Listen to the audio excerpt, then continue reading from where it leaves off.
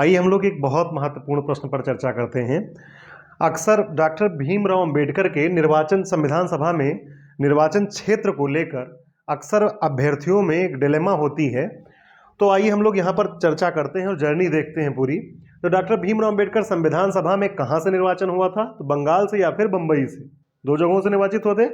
ये बंगाल से निर्वाचित हुए थे या फिर बंबई से।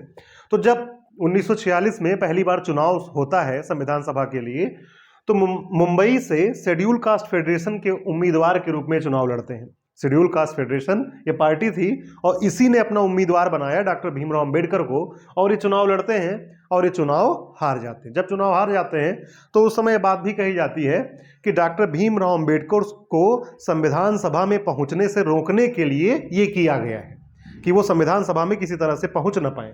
खैर, ये सब बातें हैं, क्या सही है क्या गलत है इसकी कोई पुख्ता सबूत नहीं है।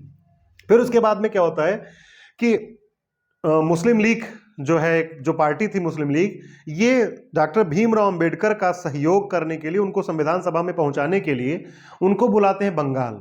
और बंगाल का एक स्थान है जयसुरकुलना।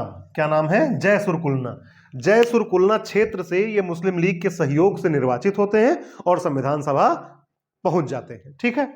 तो जब हुआ क्या कि 3 जून 1947 को माउंटबेटन योजना, जिसके तहत भारत पाक को अलग होना था, तो उसके तहत जो जयसुरकुलना क्षेत्र था ये किस में चला जाता है? पाकिस्तान में। कहां पर चला जाता है? पाकिस्तान में।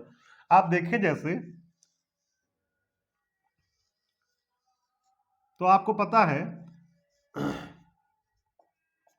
कि ये जो क्षेत्र था और इधर जो पाकिस्तान, ये पूरा भारत था सब। तो ये जो क्षेत्र था इसको हम लोग बोलते हैं पूर्वी पाकिस्तान। क्या बोलते थे पहले? पूर्वी पाकिस्तान। और इसको क्या बोलते थे? पाकिस्तान।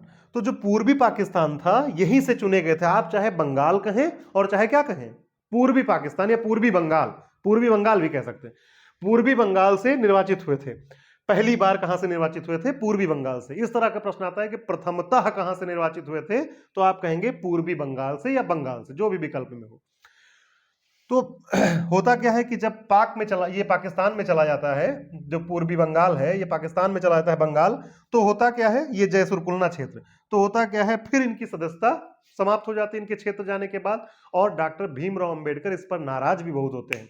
डॉक्टर भीमराव अंबेडकर कहते हैं कि इस तरह से एक संप्रभु क्षेत्र को, इस तरह से अंग्रेजों के द्वारा कहीं भी बांट देना, कहीं भी रख देना, ये कदापि उचित नहीं है।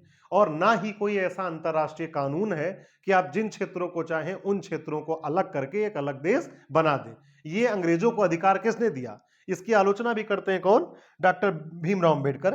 फिर बाद में क्या होता है कि कांग्रेस के एम.आर. जयकर, जो कि बंबई के पूना क्षेत्र से संविधान सभा के सदस्य थे, ये क्या करते हैं कि डॉक्टर भीमराव अंबेडकर को संविधान सभा में पहुंचाने के लिए एम.आर. जयकर ये क्या करते हैं? इस्तीफा दे देते हैं, त्यागपत्र दे देते हैं और पूना से निर्वाचित होकर ये कहां पहुंचते हैं? संविधान सभा में पहुंचते हैं।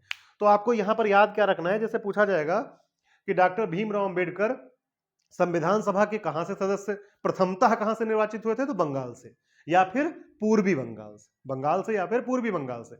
अगर पश्चिमी बंगाल विकल्प में है तो वो क्या हो जाएगा? गलत हो जाएगा। और कहा जाए कि अंततः कहां से निर्वाचित होते हैं, तो कहां से? पूना से। पहली बार चुनाव लड़े थे बंबई से, तो आप जानते हैं कि क्या हुआ था? चुनाव हार गए थे। तो बात समझ में आई?